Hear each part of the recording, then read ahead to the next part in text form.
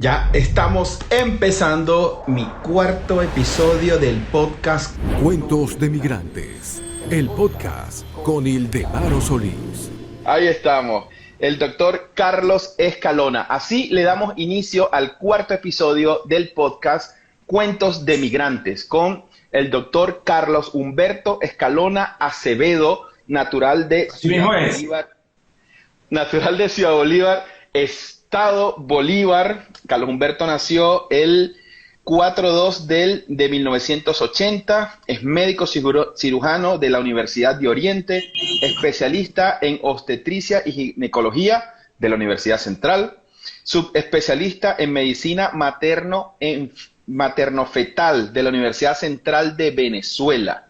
Su desempeño: internado de pregrado en el Hospital Raúl Leoni, Guayparo, San Félix, Estado Bolívar.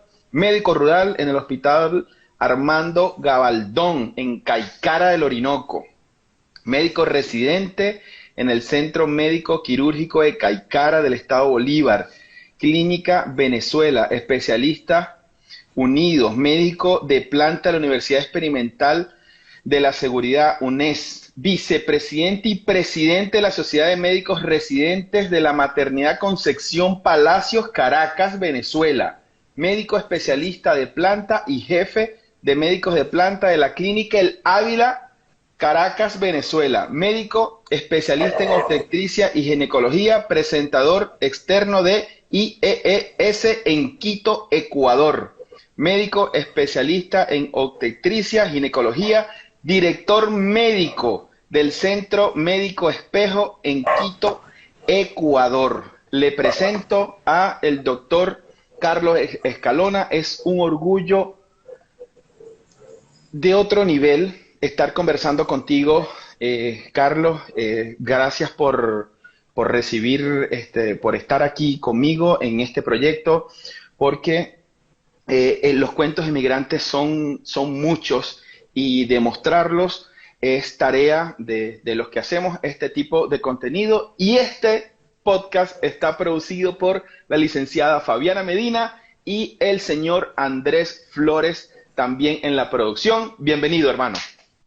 Ambos amigos de la casa, saludos a Fabiana, saludos a Andrés, amigos desde muchísimo tiempo desde Ciudad Bolívar. De verdad que para mí es un verdadero placer estar con ustedes el día de hoy. Hemos propuesto esta cita ya varias oportunidades, las complicaciones, los congresos, en fin, una cantidad de eventos que no nos habían permitido, pero hasta que por fin sacamos el espacio y aquí estamos, para compartir nuestra experiencia, no solo con los migrantes venezolanos, sino con todas aquellas personas que conocen y que ya siguen tu cuenta. ¿Okay? Sí, de verdad que es un placer estar contigo y poder compartir un poco de la historia y de mi vivencia como venezolano aquí en la mitad del mundo, en Ecuador. Así es. Bueno, mira, y dice, y le faltó una gran persona con un gran corazón, un corazón gigantesco, desde Quito así dice. Te mandan saludos. Carlitos, le llamamos desde niño. Esta historia es bastante larga, pues nos conocemos desde toda la vida, no tengo recuerdos desde antes de no conocerte. Y para las personas que ya migraron, las personas que piensan migrar, está muy bien echarles el cuento de cómo lograste migrar y ejercer profesionalmente. Pero también me gustaría empezar, ¿por qué te decidiste a estudiar medicina? Fíjate, mi proceso para decidir qué carrera, evidentemente ya una vez que uno pasa al bachillerato empieza a ver qué le gusta y qué no le gusta, qué tiene y a qué no tiene afinidad, ¿no?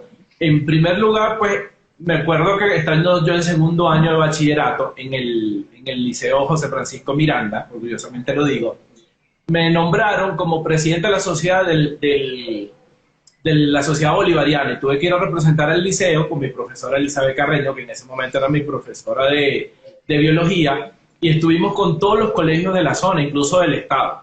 En ese momento me gustó mucho la dinámica, cómo estábamos exponiendo, representando, y pensé, en primer lugar, estudiar comunicación social, porque me gustó muchísimo la forma, el desenvolvimiento y todo aquello. Luego pasa algo bien importante, que es la venida a Venezuela, Caracas, del Papa Juan Pablo II. En ese momento, yo pues inicié un trayecto en mi parroquia, en la iglesia donde yo estaba, donde yo hacía vida, en la iglesia Virgen del Valle, en Ciudad Bolívar.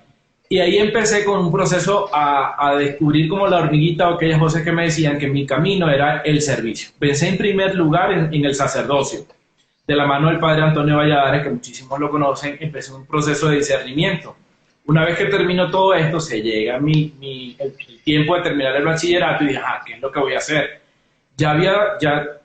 Tenía muy claro que mi meta y mi vocación era de servicio, pero no iba a ser el sacerdocio. Entonces dije, ¿qué otra opción puede ser? Bueno, tiene que ser medicina, es lo más cercano a eso. Y ahí es cuando decido, pues, que la carrera era medicina. Y bueno, fíjate, evidentemente, en este momento, estamos hablando desde los 17 años, porque yo egresé de bachiller de los 17 años.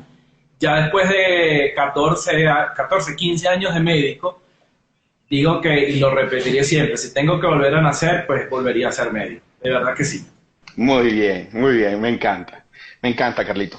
Carlos, en el proceso que vivimos en nuestra infancia, sé que hubo una persona que marcó, si se quiere, tu crianza y marcó tus valores, doña Isabel Escalona Sánchez. Sí, señor. Cuéntame de la mamaita, ¿cómo la recuerdas? ¿Cómo la sientes en esta etapa de tu vida? Fíjate, una de las cosas que siempre tengo presente, y quizás una fotografía que no sé por qué no te la mandé a ti, o no sé si te logré enviarla. Vi una señora que parecía la hermana. Ajá. Estaba justamente en la consulta, y igualita. Y pues la señora, yo no sabía ni siquiera que ella iba a consulta conmigo. Ella estaba en la sala de espera y me acerco y la saludo, porque en lo que volteé le vi la forma, el cabello, las canas. Ajá. Y no hay un día en que no me acuerde de ella. Un solo día. Pero pues, es como siempre lo digo, yo soy médico de mujeres. Y cada vez que veo a alguien, cada vez que veo a una anciana, el año pasado, justo para mediados de febrero, vi una señora que es la más longeva que he visto, 100 y algo de años, que creo que tú hiciste un comentario en esa publicación. Sí. Bueno, nada, es imposible no acordarse de ella, imposible. Totalmente. Imposible, porque parte de seguir adelante, de estudiar, de echarle pichón, siempre ha sido ella. Y de hecho, cuando salgo de Venezuela, que tuve que hacer un recorrido se había acabado la pandemia, no se había acabado la pandemia, estaban aperturando los vuelos de Venezuela y tuve que hacer un recorrido enorme, no sé si tú te acuerdas, me fui a México, claro, luego me fui a Miami, luego a Atlanta, de Atlanta a Quito, 48 horas de viaje. Y el día en que salí, pues pensé, si algún día tengo que volver a Venezuela, mis cenizas tienen que volver a Venezuela. O mi cuerpo o mis cenizas. Pero es por eso, porque creo que merezco descansar con los míos el día que me vaya de este plano. Siempre la tengo presente, siempre. Qué bueno, me encanta escuchar eso. Quería escuchar eso de ti, porque siempre hablamos de cosas triviales o cosas muy puntuales, pero no habíamos hablado de la mamaita, pues así le decíamos a mi bisabuela y la abuela de Carlos. Carlos, ahora... La doña, como le decíamos, la doña. La doña. Mira, Carlos, ya entramos a la universidad, decidiste ser médico. ¿En qué momento escoges la rama de la ginecología? Fíjate, yo desde el principio, todo esto que te comenté en el proceso de discernimiento, me acuerdo que yo me acercaba muchísimo al Santísimo Sacramento en la iglesia y le decía, pues mi vida está en tus manos, decide lo que voy a hacer y ábreme los caminos. Y todo se fue dando, y eso es increíble, yo doy testimonio de eso. Siempre Dios me pone en el momento en el que tengo que estar y me guía a donde tengo que ir. Amén. Yo desde el principio, cuando yo me encantaba la parte teórica, de hecho tenía excelentes notas en pediatría. De hecho, la doctora Carla... Eso no lo dudo. Yo cuando estaba en la academia y salíamos de vacaciones, yo salía de vacaciones un mes en agosto, donde todo el mundo está disfrutando, donde todo el mundo está rumbeando, llegábamos de madrugada, ¿y qué estaba haciendo Carlito? En su casa, estudiando. Sí, sí, porque además por ahí podía ver, a pesar de que las ventanas estaban cerradas, veía la luz prendida. Entonces, la doctora Carla Franco, que es una gran amiga, fue mi maestra, mi docente de pediatría en el servicio de pediatría 1 allá en el Hospital Ruiz y Páez, me dice, tiene que ser pediatra, tiene que ser pediatra. Pero luego roto a ginecología y conozco a mi otra gran maestra, mentora y amiga, que en paz descanse, la doctora Gloria Nera Blasco. Okay. Ella vio mis habilidades en el servicio de ginecología y me dijo, tú vas a ser ginecólogo. Ajá. Pasé la rotación, hago ginecología 2, es lo mismo. Ella me sigue diciendo que tengo que hacer ginecología. Por cuestiones del destino, decido irme a hacer el internado de rotatorio, el internado de pregrado a Guayparo. Okay. Eso es San Félix, que es Puerto Ordaz, o Ciudad Guayana. Y allí, la última rotación fue la de ginecología. Okay. En promedio, en ese momento, salí casi que con 300 partos atendidos como interno de pregrado. A diferencia de mis compañeros, sí, a diferencia de mis compañeros que se quedaron en el Ruiz y Páez, que el que más llegó a atender partos en ese momento fueron casi 65 partos. Yo tripliqué esa cantidad. Claro. Y dije, mira, nada, lo mío es esto. Luego, Claro. por cuestiones del destino también, intento trabajar en el Delta del Orinoco, no me gustó, me fue mal, hubo un retardo para firmar el contrato, y me llama una amiga para el Hospital Arnaldo Gabaldón en Caicara, que es prácticamente un hospital tipo 2, pero es centro de referencia, y además es centro de referencia de la gente de Cabruta, que viene de Guárico, de Puerto Ayacucho, de Pijiguao, todas esas zonas aledañas que le queda más cerca de Caicara antes que Ciudad Bolívar. Y ahí tenía un récord casi de 2.000 partos en 15 meses. No puede ser. 15 meses. Entonces dije, nada, Dios me puso donde es, y pues la agilidad fue, lo que aprendí fue incalculable. De hecho, estando terminando el año de internado, veo que me llega la publicación para las opciones de posgrado en la Universidad Central de Venezuela. Me voy, pedí un permiso, aproveché, hice un curso allá, por cierto, de electrocardiograma, y presenté. Cuando presento en la Universidad Central, quedé de 11 en la Universidad Central en los ingresados. El primero de los que concursaron externos a la UCB, porque los 10 que estaban delante de mí, eran entre la Escuela Luis Racetti y la Vargas, que son la escuela piloto de la Universidad Central. De la Universidad Central. Entonces, perfecto. Dije, bueno, quedé en la maternidad Concepción Palacio. Me voy de Caicara y entro al posgrado en la maternidad. Cuando me ven, ellos pensaban quizás incluso que yo había hecho una residencia anteriormente, pero no, mi gran escuela fue Guayparo, Claro. pero en primer lugar Ruiz y Páez, luego Guayparo, y me terminé de pulir antes de mi posgrado, por supuesto, en Caicara. Y nada, pues, es lo mío, lo que me apasiona, lo que no me da sueño ir a trabajar, lo que me contenta, lo que me hace feliz, de verdad. Qué sabroso que uno se gana la vida haciendo lo que le gusta, porque ya no trabajas. O sea, así lo siento yo también. Sí. O sea, ya no trabajas, ya es un estilo de vida. Y tú nombraste una palabra que es el servicio. Nos criaron prácticamente juntos. Hemos tenido carreras más o menos afines porque se trata del servicio. En este momento también me dedico al servicio, Carlitos. Quiero decirte, bueno, ya lo has visto, y por eso estoy súper orgulloso de ti, y lo estaré siempre por tu calidad humana. Gracias.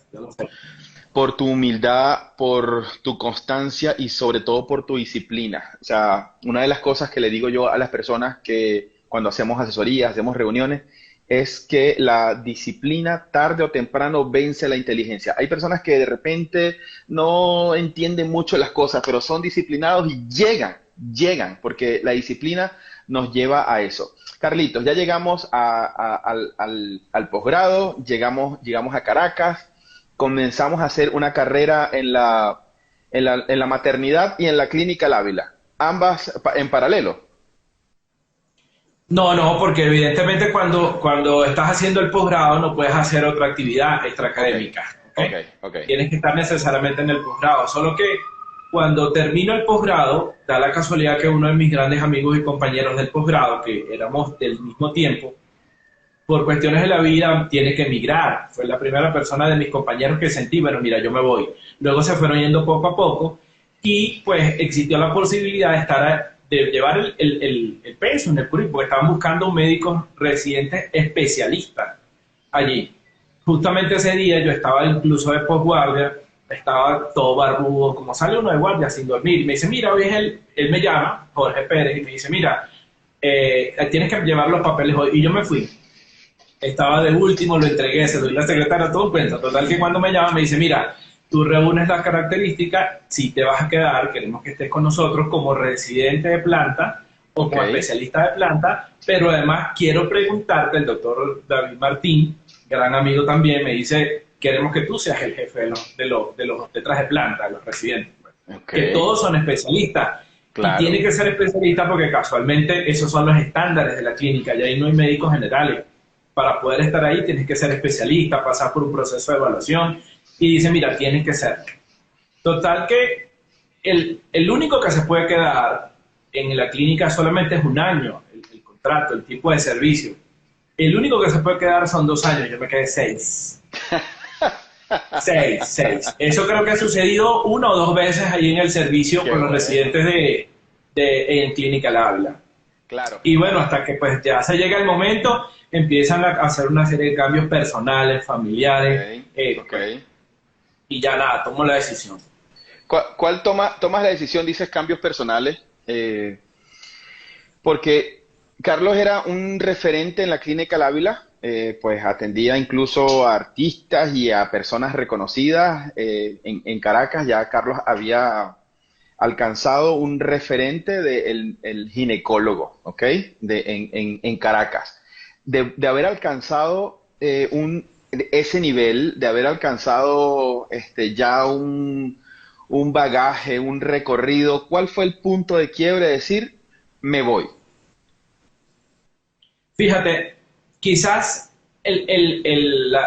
yo lo venía madurando la situación, ¿no?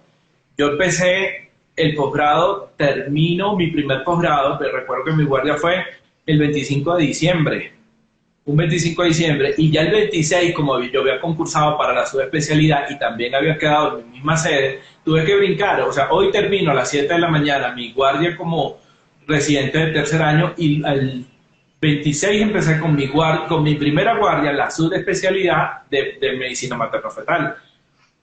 Habían sucedido ciertas cosas las que ya es visible y es notorio para toda la gente, los cambios que estaban sucediendo en Venezuela, el problema en el transporte, la inseguridad, el problema con el agua. Fíjate, en donde yo vivía en Caracas muchas veces llegaba tarde, cansado, y si yo llegaba en el momento en que ya había puesto el agua, me quedaba sin agua. ¿Entiendes? ¿Por qué? Porque no me daba tiempo. Quizás los que viven y tenían familias ahí podían guardar agua, todas las cosas que ya sabemos. Pero realmente el punto como tal fue una vez que mi papá fallece, en el 18 de junio del 2017, Día del Padre, por cierto. Eso quizás era lo que me tenía como un poco más atado, ¿ok? Un poco más atado a Venezuela, un poco más atado a postergar más el cambio migratorio, y la otra cosa era lo bien que me estaba sintiendo allá.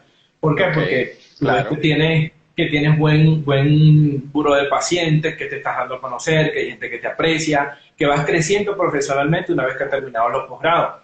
Yo tuve la oportunidad y la dicha, pues gracias a Dios, de quizás conocer, madurando todas esas, primero por turismo, y luego pensando en la posibilidad en un futuro emigrar, de conocer casi toda Latinoamérica. De hecho, lo que me falta nada más es Bolivia y Paraguay.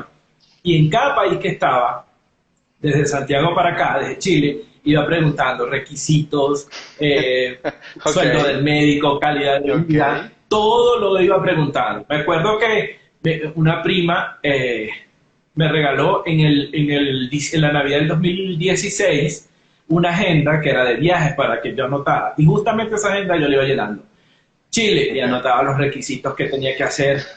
Y ahí iba viendo más o menos qué posibilidades eran. No pensé nunca, quizás en Estados Unidos, o otra opción era España, pero quizás estaba teniendo designios de Dios, Latinoamérica. Claro, totalmente. Porque quizás era la más conocida y tenía más en concreto de lo que podía hacer, si podía trabajar y darle continuidad a lo que, si en algún momento tenía que emigrar, darle continuidad a lo que yo estaba haciendo, a mi pasión, a mi vida. Por supuesto. Para lo que considero que nací. Por supuesto. Mira, Carlos, entonces, hiciste ese estudio. Entonces, ahí ya estamos hablando de un plan migratorio. O sea, ya estabas en Santiago, se necesita esto, y cuando se decide es Ecuador. ¿Cómo fue ese proceso? Porque pues de repente hay muchas personas que les puede interesar, porque la idea de esto es la responsabilidad que hay que tener al momento de armar un plan migratorio. ¿Okay? Ya entrando en materia migratoria, yo siempre parto de la responsabilidad de armar un plan, porque hay muchas personas que pues dicen, no, yo llego con una mano adelante, una mano atrás y veo qué hago. Le ha funcionado a varios, pero muchas personas han quedado en situación de calle, la han pasado muy mal por el simplemente hecho de decir, mira, me consta. Me voy y ya. Entonces, ya tu subconsciente, por lo que me dices, creo que comenzó a armar un plan migratorio viendo las oportunidades. ¿Y en qué momento es Ecuador?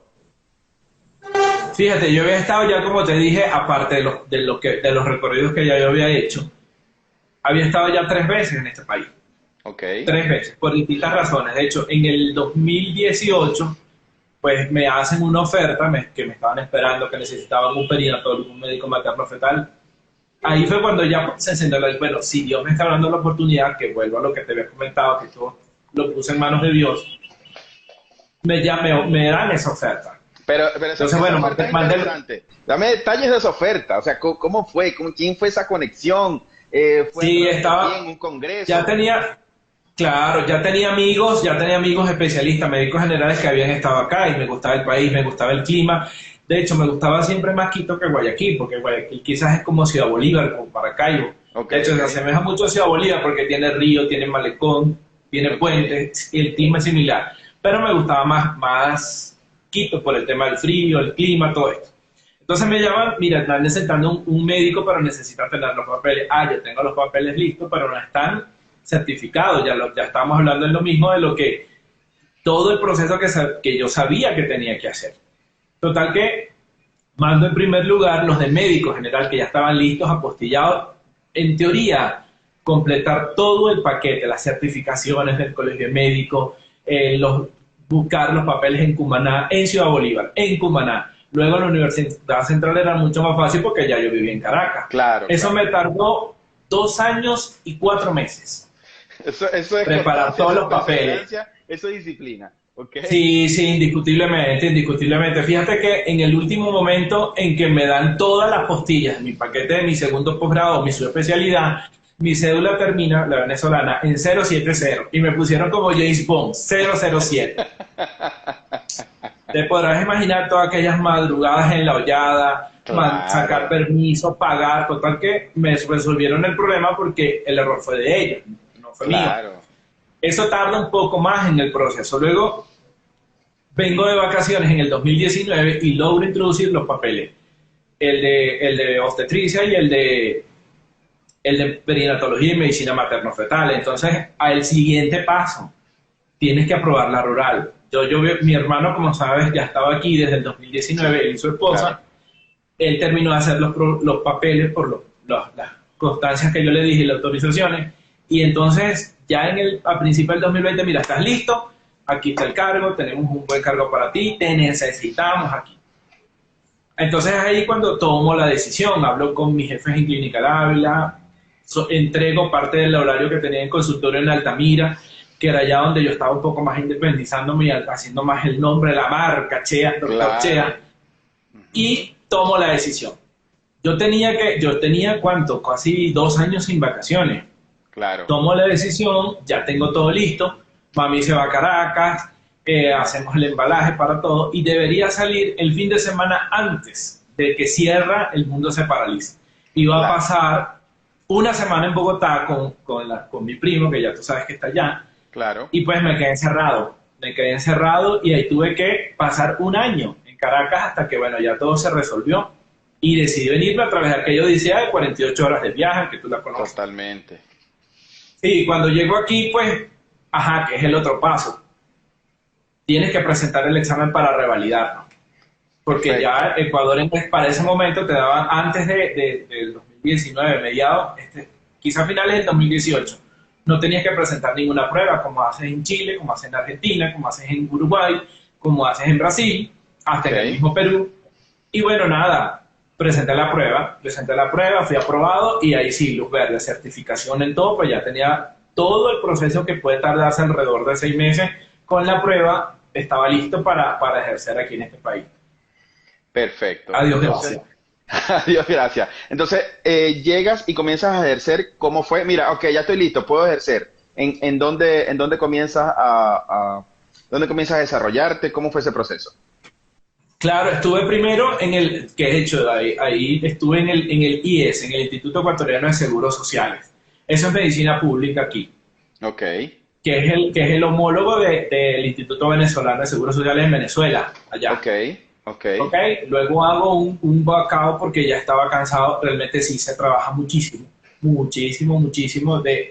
Ya yo vengo de un plan o un itinerario de que tú trabajabas en la clínica, atendías la emergencia y quizás podías, porque ya eres especialista, ya no estás tanto como los residentes de planta. Claro. Y podías descansar 1 o 3 horas. Aquí no. Entras a las 7 de la mañana y a las 7 de la noche, a las 7 de la mañana de un día, a las 7 de la mañana del día siguiente todavía estás despierto. Entonces, pues sí, ya estaba pues mermando la salud porque se me subieron los triglicéridos, el colesterol, el ácido úrico. Claro, esa vida hospitalaria con 43 años comiendo grasas, comiendo pizza a 1 o 2 de la mañana. Entonces, bueno, ahí tomé la decisión y paso al centro. A través de un amigo me dice, mira, están buscando a alguien con tu perfil en el Centro Médico Espejo. Okay. Y desde entonces aquí estoy en la consulta, pues. Estoy en la consulta privada, pues ya sí me va muy bien, adiós, gracias. Hay un buen puro de pacientes. Yo diría que por mi estadística ahorita en el consultorio tengo 50% venezolanos, 50% ecuatorianos. Okay. Y el hecho de que sea mitad y mitad, pues me llena de muchísimo orgullo y me satisface cada día, porque no solo el venezolano, porque ya mis pacientes venezolanos y sus familiares quizás están acostumbrados al trato, pero el hecho de que la mitad de mis pacientes sean ecuatorianas, eso me dice que ya ha ido adaptándome un poco a su forma. Ahí se va avanzando, muy bien. O sea, eso quiere decir que Ecuador te ha acogido de buena forma, que la receptividad sí, ha sido buena, y pues hay que agradecer en el lugar donde estamos, bueno, por lo que dice Carlos y los que están conectados, los que van a escuchar esto por lo que están escuchando en Spotify o en YouTube también, que lo vamos a poner en las otras plataformas. Aceptar el lugar donde estás, para mí creo que es fundamental, respetar el lugar donde estás, cómo comen, cómo hablan, cómo es el comportamiento a nivel general. Sí, señor. Es fundamental. ¿Cómo es la comida en Ecuador? Claro, eso que estás diciendo, Ildemaro, ¿sabes qué? Omarito, ¿sabes qué? Es muy importante porque, de hecho, mi tía Petra me dice, ¿ya estás hablando ecuatoriano? Y le digo, no estoy hablando ecuatoriano y creo que nunca lo hable.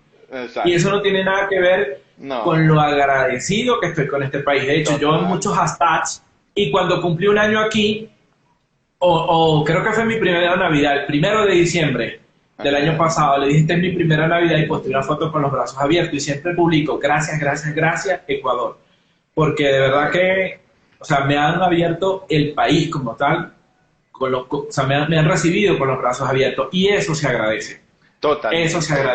Eso se agradece porque, pues como siempre le digo a los paisanos que siempre nos reunimos, fíjate, uno tiene quizás adaptarse, y uno de los secretos del éxito migratorio es no desprenderse de Venezuela, no dejar a Venezuela a un lado, porque, y siempre se lo digo, de hecho tengo una presentación que me invitaron ahorita para dar un seminario en el IES, por cierto, el lunes a las 7 de la mañana, para evaluar las emergencias ginecológicas, obstetras y de sexo.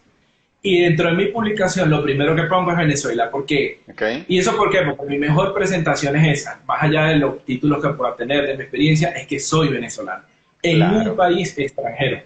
Y como siempre le digo, pues ahorita es mi hogar, pero como nunca nos gustaría que viniera un extraño a mi casa a decir cómo yo tengo los muebles, cómo tengo el buró, cómo pongo la alfombra, si lavo o no el baño, ¿ok?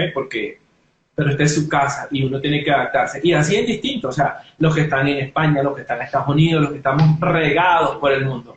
¿Qué toca? Adaptarse. crecer, aprender quizás los términos. Por ejemplo, aquí a la papelera, que nosotros en Venezuela decimos papelera, le dicen tacho. Tacho. A las pacientes cuando yo les digo, mira, yo soy el doctor Escalona, gusto entenderte, pasa, entonces retírate por favor la pantaleta o el interior de la panty, a que le dicen interior, Okay. a la panty, a la pantaleta. Entonces, la paciente interior.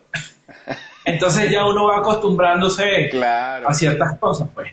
A los hermanos le dicen ñaño, a los niños le dicen guagua. Entonces ya uno va aprendiendo, adaptándose.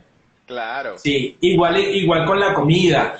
Ecuador sí, y de hecho lo han visto porque en las últimas protestas que tuvieron, una de las cosas que detonó entre múltiples, ¿no? Por las que hubo la protesta que subieron, el aceite. Y uno dice, ¿por qué el aceite? Porque claro, la dieta es predominantemente grasa, predominantemente frita. Ok. Entonces, yo no dice, bueno, si te quitas el aceite mejor, porque te obligan a comer asado al horno o simplemente sancochado, pues. Pero pues esa es su forma, eso es lo que como han ido creciendo, como hacen alimentado, y eso forma parte de ellos. O sea, una de las cosas que le digo a las personas que tienen proyectos gastronómicos, lo hago como prueba. ¿Cómo se come allá? Horrible. Muchos. Horrible. Allá, cualquier lugar, ¿ok?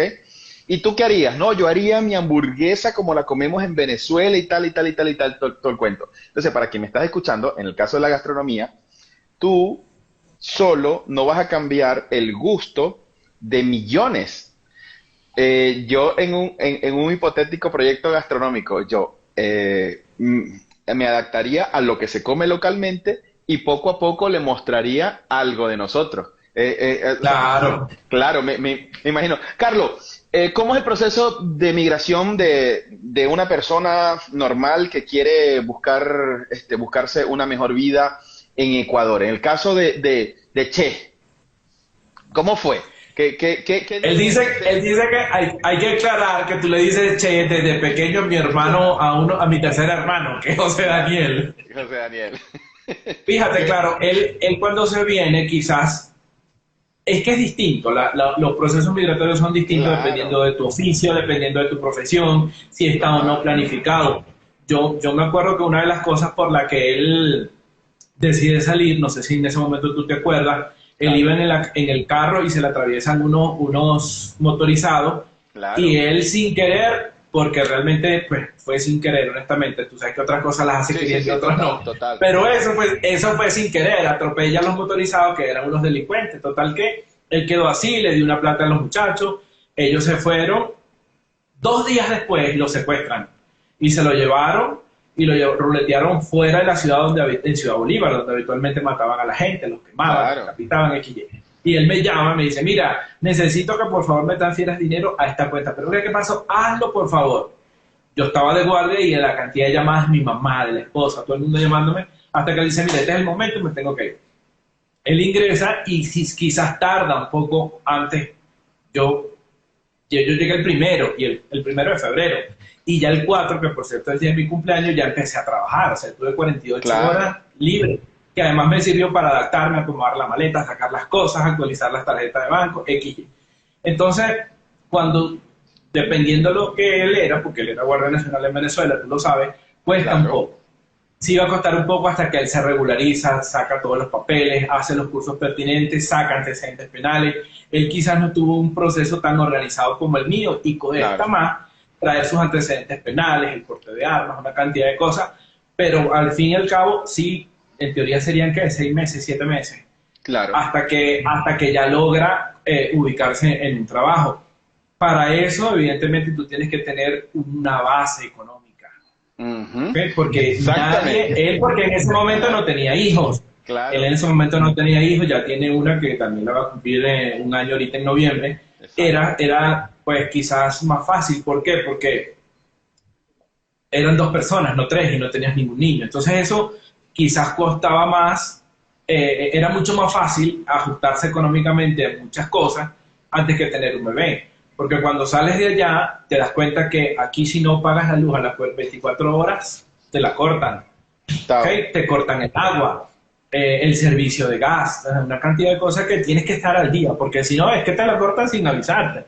Entonces, Total, si no tienes claro. niños, es más fácil reducirse económicamente, adaptarse, pero cuando no, pues hay que tener un piso económico indiscutiblemente, indiscutiblemente, y hacerlo de manera organizada, porque eso te va a permitir a ti, pues, a ir adaptándote hasta que tu ahorro, tu piso económico, lo vayas restituyendo a medida que vas gastando, porque sí tienes gastos, desde sacar la cédula, que son $10 que te cobra la cédula, hasta hacer la cantidad de cosas, pues, sacar papeles y todo eso, que son típicos del país. Eres un extranjero, tienes que ponerte al día y regular con todo, hasta con los impuestos. Entonces, Carlito, una recomendación base que rescato de lo que me dices: para armar un plan migratorio se necesita dinero, se necesita recursos. Sí, indiscutiblemente. Fíjate, yo diría que lo primero es que es difícil, porque quizás no todos No todos tienen. no todos tienen la oportunidad, no tienen la oportunidad de conocer antes de ir. ¿Entiendes? Entonces eso cambia totalmente el panorama, que fue mi experiencia. Yo estuve, pues, y mis amigos, la mayoría de mis amigos de mi promoción, los más cercanos, están en Chile. Y ya yo tenía buenas referencias, fui y los visité, pero quizás no me gustó mucho. Es cuestión de estilo, es cuestión de gusto. Entonces, hay que ver cuánto necesito, cuánto necesito para cada cosa, cómo es la calidad de vida, y en base a eso decir, si yo gasto tanto mensual, entonces, si yo tardo 6 meses, en promedio, fue mi caso, 6 meses sin conseguir trabajo, ¿cuánto tengo que tener? Es esto. Y el gasto de emergencia, todo cronometrado, planificarse. Total. Lastimosamente, muchos venezolanos, muchos paisanos entran en desesperación, porque quizás el mío es un caso atípico. No forma parte del porcentaje de la Sí, cantidad claro. de migrantes venezolanos. Hay veces que se ven forzados. Yo en Venezuela tenía comodidades, pues sí, no tenía necesidades. Tú lo comentaste, ya lo acabas de mencionar. Entonces, pero hay uno, si de repente nunca has podido salir y te dicen que en Perú, como fue lo primero que pasó, que en Perú la cosa está buena, que consigues trabajo. Además de eso, no tienes trabajo en Venezuela, estás asediado por la inseguridad, no tienes agua en tu casa. Un cilindro, aquí le dicen cilindro, no bombón al gas, te cuesta $40 en vez de 3. Mira, yo me reúno quizás, por lo que me han dicho, Claro. $500 y me voy. Ajá, y cuando llegues allá. ¿Y ahora? Mira, Entonces, y ahora, exacto. Entonces, indiscutiblemente hay que tener siempre evaluar muy seriamente cuánto se necesita, muy seriamente. Y lo que siempre le digo, también mi caso es atípico, porque pues yo estaba y estoy soltero y hasta ahora no tengo niños, ¿me entiendes? Y eso también tiene que ver. Total. ¿Cómo te vas a llevar a tus hijos? ¿Cómo te vas a llevar a tus hijos? ¿Qué posibilidades hay para que ingresen al sistema escolar? ¿Cómo es el sistema de salud? ¿Quién los cuida? Porque además una de las cosas que hemos visto y que además se ve aquí, hay mucho insecto. ¿Okay? Y eso lo dicen las sociedades, eso la sociedad de la mujer, eso lo escuchas en la radio, y es un insecto y es quizás un estilo que es a voces, que muchas veces no se comenta. Entonces tienes que tener muchísimo cuidado con quién vas a dejar a tu bebé. Claro. Aparte de, si tú tienes enfermedades crónicas como hipertensión, diabetes, una cantidad de cosas, VIH, leucemia, si eres sobreviviente de cáncer, todas esas cosas tienes que evaluarlas, porque hasta la alimentación te cambia. Hasta la alimentación.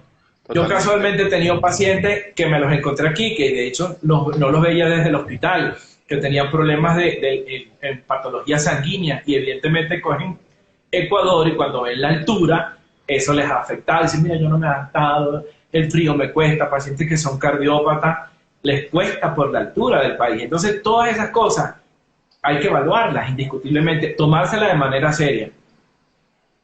Carlos, a mí no me gustaría decir esto, pero porque el servicio debe de estar en el país, por supuesto, pero ¿qué recomendaciones le daríamos a los profesionales de la medicina que están en Venezuela y tienen esa expectativa? ¿Será que migro o quisiera migrar?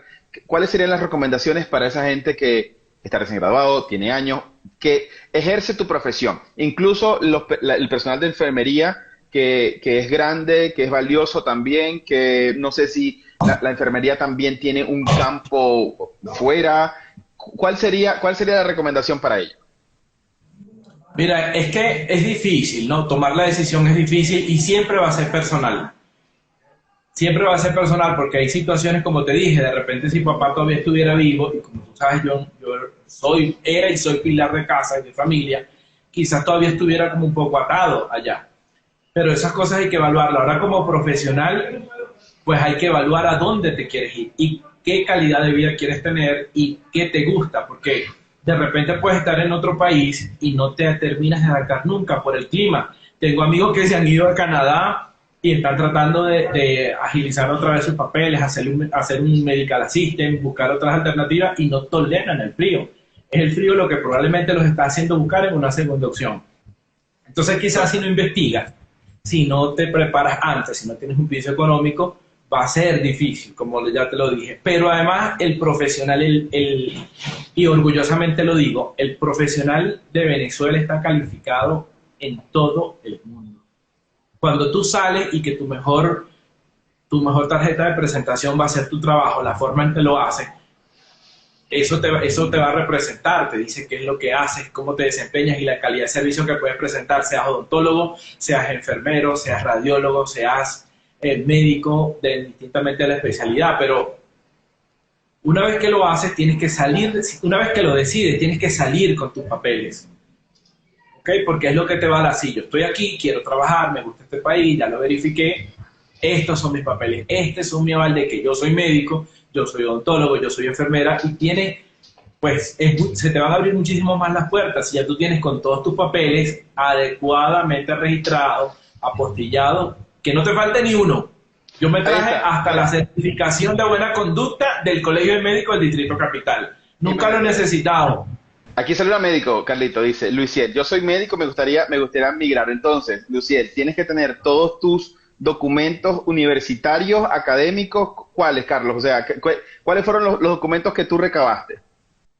Fíjate, cada universidad, quizás antes, yo me acuerdo con exactitud que yo estaba buscando una constancia de estudio, me acuerdo, estoy hablando por ahí como ya se me va a caer la cédula, como por el 2000, 2001, y yo encontré una amiga que era familiar de una compañera que son de Siria, y ella estaba buscando sus papeles porque hacía para Siria, y ella tenía un libro enorme con cosas, y digo, bueno, se va porque quizás se va por otro lugar en el 2000, ¿quién pensaba irse de Venezuela? Claro, nadie. por supuesto, y nadie. tampoco yo lo estaba pensando si apenas estaba empezando la carrera, cuarto semestre. Entonces, ¿qué pasa? Que una vez que lo hagas, ya con todo este proceso que ha pasado en Venezuela, las universidades se han actualizado, incluso automatizado, porque ya muchos papeles los preparan online, o sea, tú te conectas y la universidad. Otras quizás están más atrasadas, lamentándolo mucho es el caso quizás de la Universidad de Oriente, porque ha sido, pues, ya tú sabes. Claro. La debacle, la devastaron, sí.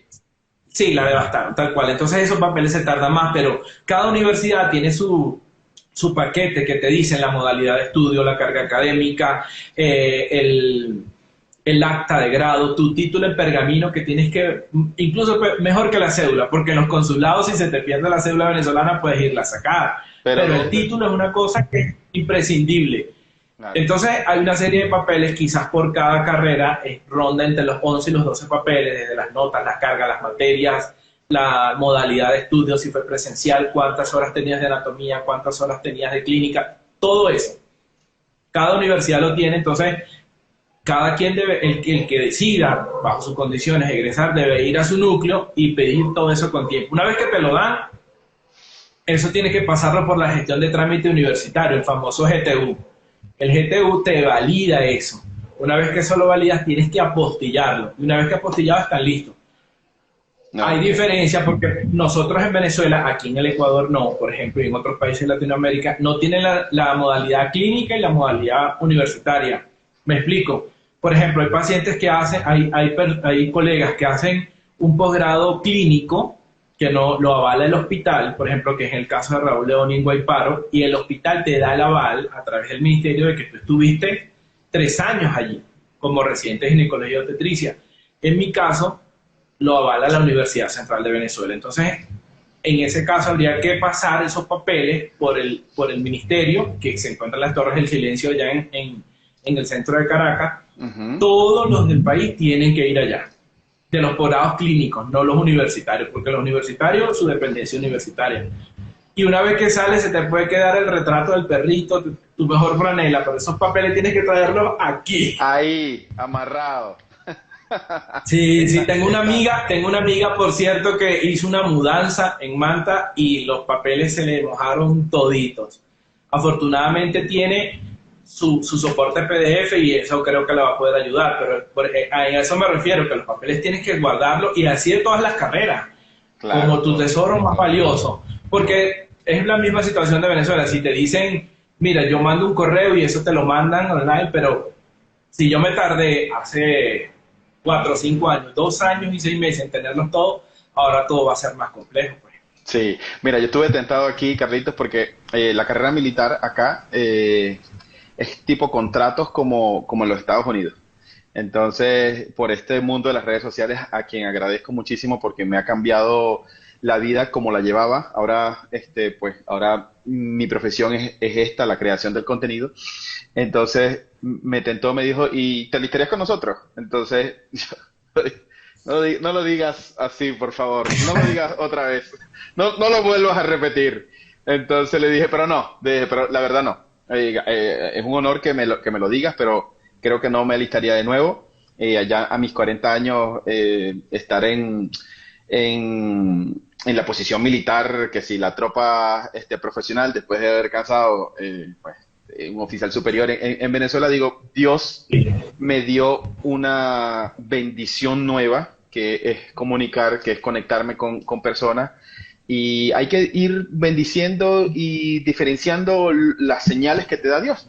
Entonces, sí me sentí así como que, oh, no lo digas de nuevo. Da una coquillita como que será que lo intento. O sea, no lo digas de nuevo, por favor. Pero bueno, no, ahí mismo dije, no, ya Dios me dio un camino nuevamente. Y el mensaje para las personas que quieren migrar, Carlito, a nivel general, ¿cuál sería? Mira, lo primero, pues, encomendarse a Dios, es lo primero que uno debe hacer, porque Dios es el que te guía tus pasos y todo, y como siempre lo he dicho, y eso lo he corroborado en mi carrera de médico, incluso en médico general, lo que está de uno es para uno. Dios sabe el día en que naces y sabe el día en que vas a morir y las circunstancias. Y quizás eso a los médicos no es tan fácil que lo podamos entender, porque he tenido pacientes, por ejemplo, que están en una condición muy crítica de salud, que tú dices, es mañana, y lo logra salir. Pero también en unas emergencias puede haber que llegó un paciente que se estaba comiendo y se le fue un pedazo de carne y se murió, ya, no dio tiempo. No hubo nadie que le hiciera las maniobras y fallece. Entonces lo primero es encomendar a Dios. Segundo, pues tener evaluar a dónde me voy a ir, cómo es el clima, quién me voy a llevar, me voy yo solo, me llevo después mi familia, evaluar todo eso. ¿Y qué cantidad de dinero debo de tener? Por lo menos para soportar un tiempo prudencial, 3 meses, 6 meses, para poder estar en dado caso de que no consigo el trabajo. Porque los cuentos de 20 que yo te recibo, esos son infinitos, infinitos. Entonces siempre tienes que estar, bueno, no hay nadie que me reciba, entonces me voy a un hostal, alquilo 2 24 horas, después busco una residencia, lo más pequeño. Yo creo que todos, la gran mayoría al principio llegan en una, como lo vemos en la foto, en las redes, llegan en una colchoneta, un colchón, una sábana, lo que sea. Entonces, dependiendo de eso, pues hay que evaluar el plan, pero detallado. A dónde voy a ir, el clima, mi soporte económico, cómo puedo conseguir trabajo, llevarme mis papeles si tengo una acreditación que me pueda ser reconocido, porque fíjate, por ejemplo, tuve la oportunidad de decirme, vete a Estados Unidos, ajá, pero mis papeles, ¿qué hago? Claro. Entonces, hay que planificarlo, no puede ser, no debería ser improvisado, no debería ser. De que puede, se puede, porque de hecho lo vemos, lo hemos visto, lo experimentamos nosotros, cosa que nos pasaba con los venezolanos. Lo veo todo pero tiene que ser, necesariamente, tiene que ser planificado a lo mínimo que sea. Claro, totalmente. Te agradezco, Carlitos, por aceptar mi invitación. Agradezco todo lo que nos has contado porque es súper valioso para las personas que están armando su plan de migración. Nosotros cuando estamos estructurando un plan, porque es personalizado para cada quien, partimos exactamente de lo que tú dices. ¿Quién está aquí? Porque ya no estoy cansado porque no me voy a cansar, pero ya me da como un sinsabor que estoy aquí, me iban a recibir y ya me dijeron que no. O sea, si tú me estás escuchando, si me estás viendo en este momento, ¿para qué le dices a alguien que se venga si no lo vas a recibir? O sea... Exacto, exacto. Ya mi pelea ahorita no es con que no, ¿por qué te viniste? Si sabes que de repente no te iban... porque es que la persona juega con eso. Mira, Ildemaro me dijo que me iba a recibir, yo me voy. Cuando llegue aquí, mira, no puedo recibirte. Por favor, o sea, si le prometes a alguien que lo vas a recibir, que sea de verdad. Y si no puedes, que no te dé pena. Mira, no puedo recibirte. Claro. O no ofrecerlo desde el principio, no ofrecerte. No ofrecerte, no te ofrezcas para eso. Una de las cosas que hacemos en las asesorías es eso, que allá me va a recibir mi hermana. Pero vamos a establecer unos 2 planes más, aparte del de tu hermana, porque es importante. Es de la manera que armamos los planes para que la persona tenga una claridad de lo que va a hacer. Porque, o sea, los cuentos, Carlos, los cuentos dramáticos que podemos ver de todos los paisanos cruzando la selva, niños que han caído en esa selva, todo tipo de personas. Yo digo niños porque después que uno es padre, ya uno siente que todos los niños son hijos de uno. Entonces, planificar, como tú dices, es importantísimo. Es por eso que estamos haciendo este podcast, para que tengas la vivencia de una persona que planificó y lo logró. Porque hay un dicho o una palabra que yo estigmo, que la parto mucho, es que yo trabajo de lo que sea. Y está bien, trabajar de lo que sea para arrancar está muy bien. Pero ¿quién se jubila de trabajando de lo que sea? O sea, claro. No, yo pasé... Pensar en el mañana. Yo pasé 50 años en lo que sea. No, o sea, yo siento que hay que buscar en qué vía te vas a ir. Y si vas a ser chofer, vas a ser el mejor chofer. Si vas a trabajar de mozo de almacén, pues voy a ser el mejor mozo de almacén. Y ese tipo de cosas, porque ser médico es un privilegio completamente de Dios. ¿Ok?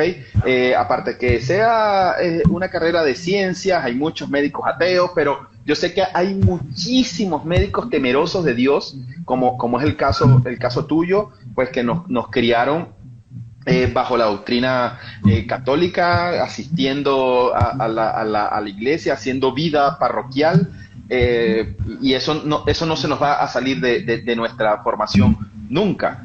Pero lo que quiero aclarar en contexto es que de lo que sea no nos vamos a graduar, o sea, o no nos vamos a jubilar de lo que sea, vamos a apuntar en lo que vamos a hacer.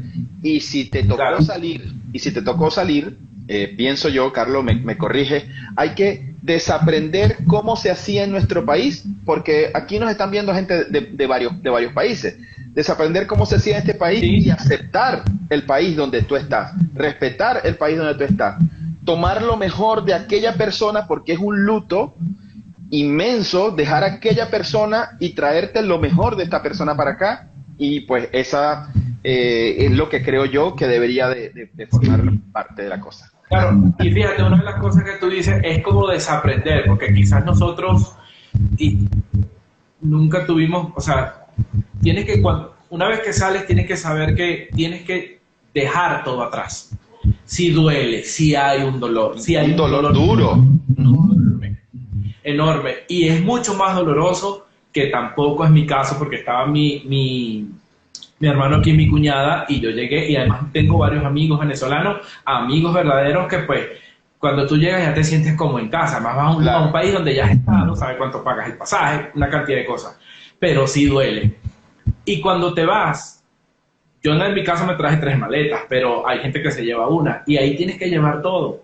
Te das cuenta que hay una serie de cosas que no la necesitas, ropa que no la usabas, quizás tu historia, ¿entiendes? Y tu reconocimiento, lo que más importante también es el cariño de tus pacientes. Porque cuando llegas, como dije yo, y siempre se lo digo, llegas con tu bata, tu nombre, el sello, con tu nuevo código y un bolígrafo. Aquí estoy. Y así pasa con muchos. Aquí estoy. Y poco a poco, con humildad, reconociendo lo que eres, estás haciendo lo mejor que puedes hacer, con tu corazón en Venezuela, pero representando a Venezuela aquí. Yo no cambio más. Si usted es cubano, no, yo soy venezolano. Venezolano. ¿Por qué? Porque y la gente se va y ya mucha gente me reconoce, el médico venezolano. Fíjate que cuando Fabiana me dice a ti, mira que te necesitamos, dinos que sí, que no sé qué, busca el tiempo. Yo en ese momento en que me dice, me fui a la ciudad de Manta, gracias al laboratorio Javor que me llevaron para un congreso de Gino Express. Y eso pues me llenó de muchísimo orgullo, muchísima satisfacción, porque me invitaron en medio de una cantidad de médicos especialistas y subespecialistas ecuatorianos. ¿Y qué significa eso? ¿Qué es lo que me llena de orgullo y por qué lo comento? Porque ya tú estás haciendo bulla. Claro. Ya saben que tú estás aquí y que eres venezolano y que te mereces que te lleven. ¿Entiendes? Porque ya ellos están escuchando mi nombre. Enfrente de este centro donde estoy queda una de las maternidades de referencia aquí. Y ya sin conocerla, colegas de allá, mira, anda donde el doctor, que se hace buen eco, que son perinatólogos igual que yo. Claro. ¿Entiendes? Entonces ya te estás dando a conocer por lo que tú haces, pues, por tu humildad, por tu buen trabajo. Pero sí se puede. Una vez que llega, sí se puede. Yo conozco venezolanos que han empezado vendiendo empanadas y cachapas con una cava de anime y ahorita tienen 2, 3 restaurantes con su nombre. Entonces sí se puede, claro que se puede, siempre y cuando quieras organizarte, quieras hacerlo con el mejor de los gustos y el mejor de los ánimos. Sí se puede. Carlito, ¿regresarías a Venezuela? Fíjate, como te lo he dicho y lo he repetido ya ahorita en este podcast y como siempre lo digo, eso está en manos de Dios. Si tú me preguntas hoy, Carlos Escalona, ¿tienes planes? Pienso que de vacaciones. Sigue mi proceso de formación, voy a empezar un diplomado nuevamente, quizás pensando en algo que no sea tan quirúrgico, sino en la parte de epidemiología, de administración de hospitales, por ahí va la cosa. ¿Por qué? Porque quizás no quiero llegar a los 70 años temblándome las manos y operando. Pero si está en los designios de Dios y llega a haber un cambio profundo y radical en Venezuela y necesitan de mí para atender a mi país, para ayudar a aquellos médicos, a aquellos estudiantes que como yo eran hijos de la bandera, no tenían pocas posibilidades económicas, pero quieren estudiar medicina, ahí yo estaré. ¿Por qué? Porque sabes que una de las cosas que también me dolió es que te tienes que ir de tu hospital, te tienes que ir de tu país y no atender a aquella mujer que necesita, aquella que va a la emergencia con los pies sucios, con unas cholitas que pueden costar 50 centavos, al cambio de acá, que van con una bata, que no tienen agua para lavarse, porque yo estudié gratis. En mi país me dio mi medicina gratis. Yo soy lo que soy por mi país. Y tú lo sabes. Si de repente yo no hubiese podido pagar, ponte $10, $5, creo que es lo que costaban esos 5 bolívares, que aquí eran como 10 centavos, un semestre en mi Universidad de Oriente, quizás no hubiese podido ser médico. Totalmente. Y además, hacer un posgrado, hacer un segundo posgrado, una subespecialidad, y que además el hospital me pagara, para mí, bajo mi condición, no hubiese podido alcanzar mi sueño. Entonces, si el país y Dios me lo permite, pues sí, pero solo Dios lo sabe. Pero si me preguntas ahorita, solo de vacaciones a ver a mis seres queridos, a visitar a mis muertos, a comer zapuara del río Orinoco, a visitar a mis amigos, a mis familiares en Venezuela, pues, solo para eso, pero en las manos de Él está. En las manos de Él está en definitiva. Qué bueno, y tomo esa palabra de ti. Si de verdad hay un cambio profundo y en un momento mi país me requiere, nos vamos a ver por allá. Sí. Gracias a Dios tú puedes visitar a los seres queridos. No todos tenemos la posibilidad de volver. Sí, pero, y esa es una dicha. Pero bueno, en eso estamos. Carlito, muchísimas gracias por compartir conmigo. Muchísimas gracias por compartir con los amigos que siguen esta cuenta de personas que quieren darse una segunda oportunidad, una tercera oportunidad, porque muchísimos paisanos venezolanos, colombianos que han migrado a otro país y han venido para acá, han ido a los Estados Unidos, están armando su plan para otro lugar. Esta historia le va a servir muchísimo. Muchísimas gracias nuevamente por compartir conmigo. Te quiero inmenso, primo. No nos hablamos todos los días, pero sabes que mi admiración por ti es súper especial. Eres una de las personas a quien valoro mucho, a quien atesoro. ¿Ok? Entonces, que Dios te bendiga. Muchísimas gracias, hermano. Hay que yo complacido. Y le cumplí la palabra a Fabiana, cancelé las citas de esta hora y aquí estoy. Gracias. De verdad que agradecido contigo por la ventana. Pues ojalá que sirvan todas las cosas que hemos hablado para aquellos paisanos que quieren salir, que tienen pocas posibilidades económicas, pero que tienen que planificarlo. Y que pues una vez que lo decidan, si es que lo decidan, poner su corazón, amarrarse un nudo y ponerle las mejores ganas para dejar a Venezuela bien en alto, porque sí se puede. Sí se puede. Eso es. Este podcast fue producido por la señora Fabiana Medina y el señor Andrés Flores. Muchísimas gracias por escucharnos. Si ustedes están armando un plan de migración, estamos a tu orden en nuestra cuenta Tus Amigos de Viaje. Pueden visitar nuestra página web Amigos en el Exterior y armamos todo su plan. Estructuramos cuáles son tus posibilidades, te hacemos tu pasaje ida, vuelta, tu seguro de viaje, buscamos un alojamiento el que más se adapte a ti a través de nuestra agencia de viajes. Carlito está a la orden. Nuestra agencia de viajes se llama amigosdeviaje.com. Y pues nada, ahí ya esa fue la bendición que nos dio Dios. Ya nos estamos dedicando al turismo y pues bueno, aquí estamos. El año que viene, Madrid 2023. Eso es, lo vamos a planificar con muchísimo amor. Hermano, Dios te bendiga y gracias a todos por haberse conectado. Hasta luego. Hasta luego. Cuentos de Migrantes, el podcast con Ildemaro Solís.